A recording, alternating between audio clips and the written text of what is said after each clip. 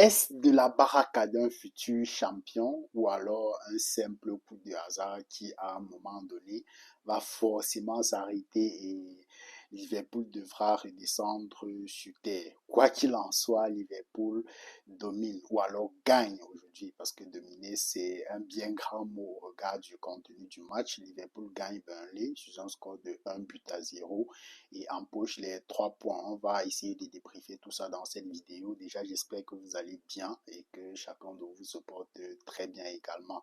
Donc, comme je le disais, Liverpool gagne aujourd'hui Burnley sur un score de 1 but à 0, penalty converti à la 94e minute par Mohamed Salah. Et Liverpool continue un peu dans sa lignée des 3 premiers matchs qui sont pratiquement gagnés toujours forceps, toujours à l'arraché. C'était déjà le cas du match d'ouverture que je crois qu'il gagne 4-2 si je ne me trompe pas. Idem pour le deuxième match où jusqu'à la dernière minute, ils vont au forceps chercher le but de la victoire qui est marqué par Rio Ngumuba. Et c'était encore le cas lors du dernier match face à Arsenal qui n'a rien proposé. Et Liverpool a fini sur un coup de pied arrêté, marqué par Szoboszlai, et pas encaissé ou empoché les 3 points. Et aujourd'hui, c'était la même chose. Ça veut dire, certes, Burnley, dans son approche de match qui est plutôt très bien réussi, en tout cas jusqu'à la 94e minute, ils ont décidé de laisser le ballon à Liverpool. Et c'est forcément quelque chose qui va se passer davantage tout au long de la saison.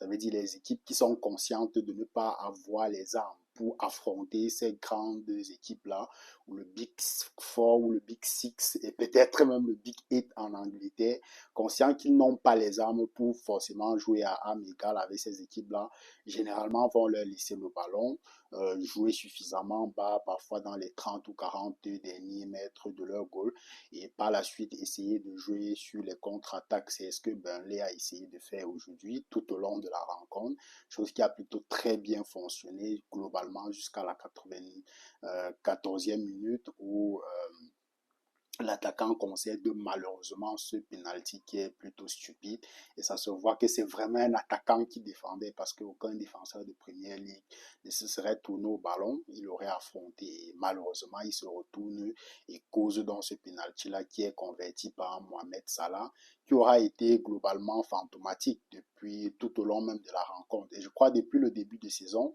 Mohamed Salah est plutôt globalement vraiment en dessous de son niveau parce que ça veut dire au-delà de Liverpool qui voilà est plutôt dans leur continuité de la fin des saisons dernières. Parce que ce qui sauve Liverpool la saison dernière, c'est le fait qu'ils font un début de saison en fanfare où presque aucune équipe n'arrive à suivre le rythme. Et au moment où ils commencent à flancher, l'écart était déjà trop important pour pouvoir les rattraper. Et j'ai plus le sentiment que ce début de saison-là, c'est dans la même continuité de la fin de la saison dernière qui était déjà assez timorée. Et malgré ceci, malgré tous les recrutements qui ont été faits. Et cela est naturellement dû au fait que les joueurs comme Mohamed Salah, depuis le début des saisons, sont vraiment under the level, très en dessous de leur niveau habituel. Certaines recrues comme Kekes aujourd'hui, qui sort malheureusement à la première mi-temps, est aussi très en dessous de son niveau. Et lui aussi, qui jusqu'ici, je me demande si c'est un profil qui correspond réellement à Liverpool, parce que j'ai plus l'impression que c'est un profil beaucoup plus débrouillard, qui n'est pas très technique. Ça veut dire comparé à un Robertson qui entre, la qualité de centre, le fait de pouvoir les transversales et tout ça. Est-ce que Keke, c'est un joueur qui pourra offrir un jeu de ce niveau-là à Liverpool? En tout cas, ce sera quelque chose à regarder. Pour le moment, c'est plutôt, je trouve que c'est un joueur plutôt brouillon, un latéral, voilà, beaucoup plus rugueux, beaucoup plus fort physiquement dans les duels, mais lorsque on sera face au bloc bas comme ceux-ci, où il faudra faire des centres qui sont suffisamment précis et millimétrés, est-ce que son profil sera nécessairement utile pour une équipe comme Liverpool? C'est à voir. L'autre chose aussi, toujours dans ces joueurs qui ne sont pas au niveau dans ce début de saison, c'est Vitz, qui est le transfert qui a explosé tous les records tout au long de ces mercato, qui malheureusement jusqu'ici n'arrive pas à s'imposer au sein de cette équipe de Liverpool, parce que c'est un joueur justement dont on attend dans ce type de rencontre-là où l'équipe joue suffisamment en bloc bas et vite c'est celui de qui on attend qu'il puisse déclencher quelque chose dans la dernière passe pour pouvoir justement enclencher des actions de but. Mais malheureusement pour le moment il n'y arrive pas depuis le début de saison. Pour le montant qui a été claqué pour l'acheter, ça reste à voir et ça reste à observer depuis le début des saisons. Parfois, on peut être médiocre dans le jeu. Bon, pas médiocre, ça veut dire on peut avoir un niveau qui n'est pas considérable, mais compensé par exemple avec les statistiques, avec les passes décisives ou les buts qu'on marque. Jusqu'ici aussi, ce n'est pas son cas. Dans le jeu, c'est difficile. Avec les statistiques, c'est difficile. Donc, beaucoup d'interrogations, en tout cas sur certaines recrues qui ont été faites par Liverpool jusqu'ici. On va observer tout ça avec le temps et espérer que tout au long de la saison, ils prennent réellement le rythme et parviennent à s'imposer dans cette équipe-là. Parce que je pense qu'un profil comme celui d'Isaac, c'est vrai, aujourd'hui, on avait Ekitike sur le terrain, qui est plutôt aussi technique, malgré toute sa taille. C'est un joueur qui sait combiner dans les petits espaces, mais aujourd'hui, ça a été un peu plus difficile. Mais je pense que dans ce jeu, de combiner dans les petits espaces, de pouvoir décrocher, créer du jeu et tout ça, je pense qu'il est encore largement en dessous d'Isaac, ce qui fait que je pense qu'il risquerait perdre sa place au profit d'Isaac lorsque celui-ci va réellement commencer à jouer. Parce que je ne vois pas comment Hans Slot va faire pour associer les deux. J'ai du mal à voir ça.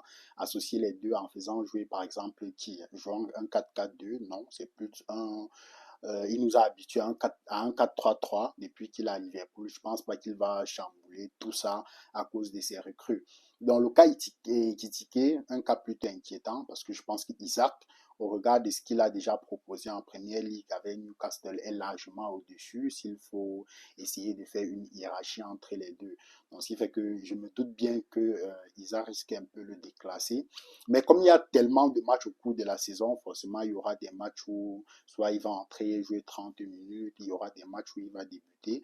Au regard du nombre de matchs qu'il y a tout au long d'une saison, surtout si vous jouez à la fois la Champions League et la Premier League, comme c'est le cas de Liverpool.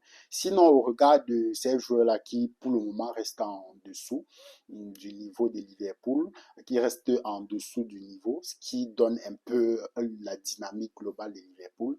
Il y a des joueurs qui se démarquent particulièrement, qui restent sur la même lancée de la saison dernière. Et celui qui me marque particulièrement, c'est Gravenberg. Excellent milieu de terrain. Vraiment, c'est impressionnant ce qu'il réalise.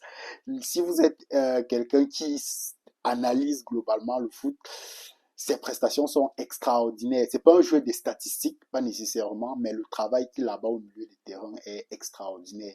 Pas ses prises de balles où à chaque fois qu'il touche le ballon, ses prises de balles, déjà il va éliminer le joueur qui vient en un contre un, pas sa capacité technique même, pas le fait de pouvoir se projeter vers l'avant, casser les lignes en portant le ballon. Et même dans le dernier tiers où il est capable de faire des passes qui cassent les lignes, d'enclencher un jeu rapide et tout ça. Non, c'est impressionnant de le voir jouer. Je pense que pour moi aujourd'hui, c'est clairement l'homme du match au-delà du but que Mohamed Salah qui aura été fantomatique à marquer. Pour moi, Gravenberg, c'est l'homme du match et c'est vraiment plaisant de voir qu'il reste sur ce même niveau-là depuis le début de la saison dernière. Et lorsqu'on sait que sur Jürgen Klopp, par exemple, c'est un joueur qui ne jouait pratiquement pas, c'est vraiment impressionnant de voir son niveau. Très, très impressionnant. Donc, globalement, un match plutôt timoré. Pas grand-chose à dire là-dessus dans l'ensemble. Le plan du match de Burnley a globalement fonctionné malheureusement jusqu'à la 94e minute. Le sport, sachant le football particulièrement, sachant être cruel comme ça l'est, Burnley n'aura pas pu prendre un point à domicile. Et Liverpool décroche sa quatrième victoire lors de ses 4 premiers matchs lors de ce début de saison. Mais je me pose des questions. Est-ce qu'ils vont continuer de gagner comme ça au forceps lors des prochains matchs? Je n'y crois pas beaucoup. Je pense qu'à un moment donné, tout ça va finir par s'écrouler et que, à moins que quelqu'un, un profil comme celui d'Isaac, arrive et change complètement la dynamique et permette aux nouvelles recrues de retrouver leur niveau, un peu comme Vitz, qui est un excellent joueur, bien qu'il peine à s'adapter, ses qualités sont, je vais dire quoi, incontestables, indéniables, bien que je suis de ceux qui pensent que ne vaut pas le prix que Liverpool a dépensé pour pouvoir aller le chercher. Je suis vraiment catégorique sur cet aspect-là, mais ça reste un très bon joueur. Et peut-être que voilà, avec les débuts de Isaac, en principe, je crois qu'il devrait débuter en Champions League cette semaine, ou en tout cas peut-être entrer si ce n'est de débuter. Peut-être quelqu'un comme Isaac peut-être va changer la donne et peut-être tirer cette équipe-là à son niveau d'antan. La paire défensive, globalement, excellente, elle reste sur son même niveau. Virgil van Dijk, très excellent. Konaté qui a eu des prestations plutôt moyennes ces derniers temps et même lors de ses derniers matchs en équipe de France, aujourd'hui, globalement, il fait une très belle prestation. Et ça permet à Liverpool de pouvoir prendre les 3 points. Hâte de revoir leur prochain match. Je crois que lors de la semaine qui vient, je crois qu'ils jouent deux gros, si je ne me trompe pas. C'est quoi le calendrier, j'oublie. Mais je crois qu'ils jouent deux gros, déjà un en Champions League et déjà le 8. Oui, je crois qu'en Champions League, ils reçoivent l'Atlético de Madrid. C'est l'Atlético est aussi sur une très mauvaise dynamique, mais ça reste l'Atlético de Madrid.